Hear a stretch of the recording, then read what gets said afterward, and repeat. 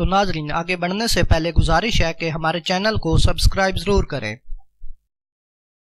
بسم اللہ الرحمن الرحیم۔ السلام علیکم ناظرین۔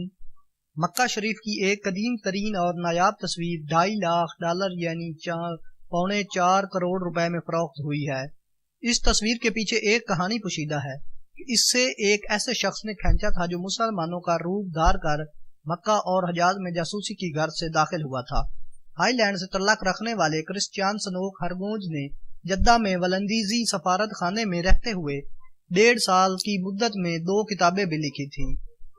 کرسچیان سنوک نے انڈونیشیا میں ڈچ ایسٹ کمپنی کی توسیع کے دوران یہ مشن انجام دیا تھا۔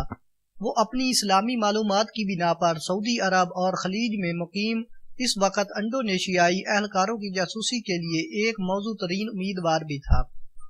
دوسری جانب ڈچ ایسٹ انڈیا کمپنی کو با اثر انڈونیشیائی امر اور آج کے سعودی عرب کے درمیان تعلقات کی سن گن لینے کی ذمہ داریاں بھی سونپی گئی تھیں۔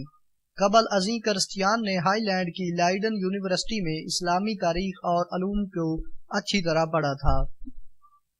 منظر عام پر آنے والے اس کے دوستوں کو لکھے گئے خطوط میں تحریر ہے کہ عام مسلمان بھی اسے مسلمان سمجھتے ہیں اور اس پر اعتبار کرتے ہیں۔ اس نے اپنے سفر کے دوران مکہ اور مدینہ سمیت حاجیوں، زائرین اور ان کے رہن سہن کی تصاویر بھی لی تھی۔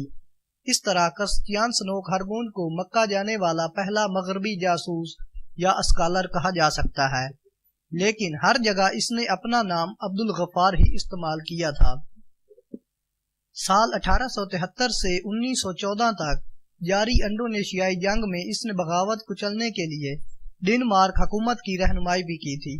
اس کی کھینچی ہوئی ایک یادگار تصویر نیو یارک کے مشہور نیلام گھر صدبے میں $2.5 میں فروخت ہوئی ہے، جس میں قدیم شہر مکہ اور خانہ کعبہ کو دیکھا جا سکتا ہے۔ اس کی تصاویر اور تحریریں اس کے اہل خانہ نے فروخت کے لیے پیش کی ہیں، جو بہت ہی مہنگی فروخت ہوئی ہیں۔ تو ناظرین اگر ہماری ویڈیو اچھی لگے تو بیل کے آئیکن پر کلک ضرور کریں اور ہمارے یوٹیوب چینل انمول موتی کو سبسکرائب کرنا مت بھولیں تاکہ ہر آنے والی نئی ویڈیو آپ دیکھیں سب سے پہلے۔ شکریہ۔